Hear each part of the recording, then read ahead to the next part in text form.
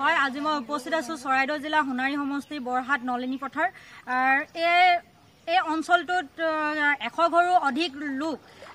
দিচাং নৈৰ বাহনী পানীত ঘৰ তল যোৱা বুলি জানিব পৰা গৈছে আৰু আমি আহি উপস্থিত হৈছোহি এই যিসকল বানাক্ৰান্ত লোক আছে তেওঁলোকৰ ঘৰত উপস্থিত হৈছোহি আৰু তেওঁলোকৰ ঘৰবোৰ আচলতে পানী তলত এতিয়া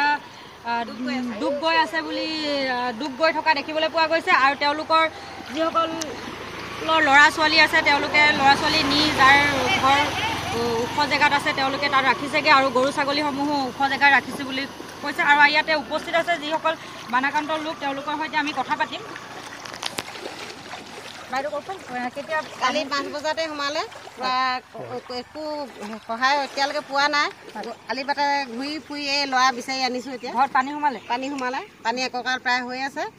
কিবা এটা সোনকালে যোগাযোগ কৰিব লাগে প্ৰশাসনে কোনো ব্যৱস্থা লোৱা নাই নহয় এতিয়ালৈকে গৰু ছাগলী এতিয়া হেৰি দলঙত ৰাখিছোঁ দলঙৰ পৰা এতিয়া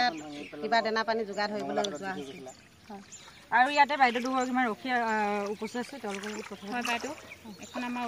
বৰহাট উত্তৰ চন্দাৰ গাঁও নলনী পথাৰ বুলি কয় হয় প্ৰায় আমাৰ গাঁওখন সম্পূৰ্ণই বুইছে বুলি ক'ব পাৰি বহুতো খেতি পথাৰ নষ্ট হৈছে এতিয়া প্ৰায় খেতি কৰিবৰ কাৰণে কঠীয়া পাৰিছিলে প্ৰায়ে পাৰিছিলে সকলোৱে কঠীয়া নষ্ট হ'ল তাৰপিছত বিশেষকৈ খেতি বাতি কৰি খোৱা হয় খেতি বাতি এতিয়া সেইবিলাকো নষ্ট হ'ল পাচলি সেইবিলাক নষ্ট হ'ল তাৰপৰা এতিয়া গৰু ছাগলী গাহৰি হাঁহ কুকুৰা ইয়াত বিশেষকৈ সকলোবোৰে পোহা হয় সেইবিলাকো এতিয়া থাকিবলৈ ঠাই নাইকিয়া হৈছে ওখ ঠাইত এডোখৰ মানে ধৰি লওক ৰাস্তা দলং এনেকুৱা এডোখৰ ওখ ঠাই আছে কিছুমান তাতে নাৱে নিছে কিছুমানে আগতীয়াকৈ গম পায় পানী সোমাইছে বুলি গম পায় কিছুমানে আগতীয়াকৈ নি থ'লেগৈ বা কিছুমান তেনেকৈ নিব নোৱাৰিলে তেনেকৈ থাকি গৈছে এতিয়া বিশেষকৈ সৰু ল'ৰা ছোৱালীবিলাক স্কুল আছে কিছুমানৰ খোলা কিছুমানৰ বন্ধ দিছে বাৰু সেইবিলাকো এতিয়া যাবলৈ অসুবিধা হৈছে পানী এইটো ৰাস্তাত এতিয়া পানী এককাল হৈ আছে বহুতো ঘৰ পানীত ডুব গৈ আছে সেয়াই হয় আৰু এবাৰ বাইদেউ ইয়াত উপস্থিত আছে বাইদেউ ঘৰত পানী সোমালে আমাৰ ঘৰৰ পানী সোমাই গ'ল কালি ৰাতি 1টামান বজাতে সোমাই গ'ল ৰাতি ক'ত থকা আমি ওচৰৰ বাইদেউ এঘৰতে থাকিলোঁ তাৰপিছত হেৰি বস্তু পাতিবোৰ সেনেকৈ পানী ডুবি গ'ল তাৰপিছত খোৱা বোৱা মই তেনেকৈ কৰা নাই আজি 8:30মান বজাত খাইছোঁ মানুহৰ ঘৰত প্ৰশাসনে কোনো একো ব্যৱস্থা লোৱা নাই এতিয়ালৈকে হয় আচলতে দিচাং নদীৰ যি বাহনী পানীয়ে এই ৰাজ্যজুৰি বানপানীৰ যি তাণ্ডৱ চলাই থকা দেখিবলৈ পোৱা গৈছে ইয়াতো দিচাং নদীৰ যি বাহনী পানী বৰহাটৰ প্ৰায়ভাগ অঞ্চলতে ইয়াত বানপানীৰ সৃষ্টি হৈ বানপানী প্ৰবলত পৰিছে আৰু ৰাইজসকল বিভিন্ন ধৰণৰ অসুবিধাৰ সন্মুখীন হৈছে কাৰণ যিহেতু তেওঁলোকৰ খেতি বাতি কৰি খোৱা মানুহ তেওঁলোকৰ খেতি বাতিও বানপানীত নষ্ট হৈ গৈছে আৰু তেওঁলোকৰ ঘৰৰ যি জীৱ জন্তু যিসমূহ পুহিছিলে তেওঁলোকৰ সকলোখিনি জীৱ জন্তু পানীত কিছুমান উটি গৈছে বুলি কৈছে আৰু কিছুমান হয়তো এতিয়ালৈকে উদ্ধাৰ কৰিছে যিখিনি আৰু নাৱেৰে আহি ওচৰৰে যিসকলে নাও আছে তেওঁলোকে নাৱেৰে ওখ ঠাইত অনা নিয়া কৰি আছে আৰু এতিয়ালৈকে কোনো প্ৰশাসনৰ কোনো ব্যৱস্থা এতিয়ালৈকে হাতত লোৱা দেখিবলৈ পোৱা নাই চৰাইদেউৰ পৰা পৰিস্মিতা ফুকন এনিভাৰত 24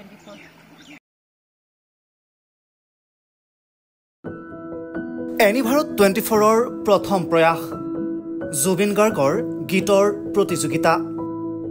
জুবিনৰ গানে কি আনে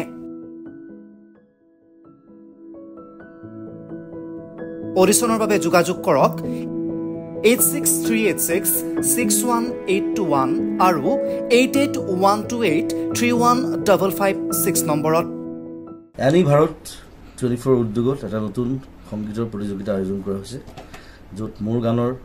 প্ৰতিযোগিতা হ'ব আপোনালোকে তাত প্ৰতিযোগী হিচাপে আহিবলৈ পাৰিব আৰু মোৰ ফালৰ পৰা আন্তৰিক শুভকামনা জনাইছোঁ আৰু অনুষ্ঠানটোৰ নাম হৈছে গানে কি আনে সকলোকে মৰম জনাইছোঁ সকলোৱে আহক ইয়াত অংশগ্ৰহণ কৰক thank you very much love you ৰব আপুনি যে এটা অপৰাধ কৰিবলৈ গৈ আছে আপুনি জানেনে এই নাবালিকা গৰাকীক এতিয়াই বিয়াত বহুৱাটো যে এটা অপৰাধ আপুনি জানেনে অপৰাধ কেনেকৈ মোৰ ছোৱালী মোৰ কথা তুমি যিয়েই নোকোৱা ভূঞা 18 বছৰৰ তলৰ যিকোনো কন্যা সন্তানৰ বিয়া দিলেই আইনগতভাৱে এক দণ্ডনীয় অপৰাধ বিয়া দিয়াজন যিমান দায়ী বিয়া পতাজনো সমানে দায়ী এতিয়া তাই পঢ়া শুনা কৰাৰ বয়স খেলা ধূলা কৰাৰ বয়স তাই খেলিবলৈ দিয়ক পঢ়িবলৈ দিয়ক আৰু চাব এদিন আপুনি তাইক লৈ গৌৰৱ অনুভৱ কৰিব পাৰিব এতিয়াই তাইক সংসাৰৰ বুজা দি তাইৰ ভৱিষ্যত জীৱনটো অন্ধকাৰ কৰাৰ অধিকাৰ তোমাৰ জানো আছে মোৰ ভুল হৈ গ'ল মাজনী মোক ক্ষমা কৰিবা শিক্ষা ল'ৰা ছোৱালী উভয়ৰে প্ৰাপ্য আৰু অধিকাৰ আপোনাৰ কন্যা সন্তানক তাইৰ এই প্ৰাপ্যৰ পৰা বঞ্চিত নকৰাব বাল্য বিবাহ ভাৰতীয় আইনৰ দ্বাৰা বিহিত এক দণ্ডনীয় অপৰাধ এনে অপৰাধ কৰি আপোনাৰ কন্যা সন্তানৰ ভৱিষ্যত অন্ধকাৰৰ মাজলৈ ঠেলি নিদিব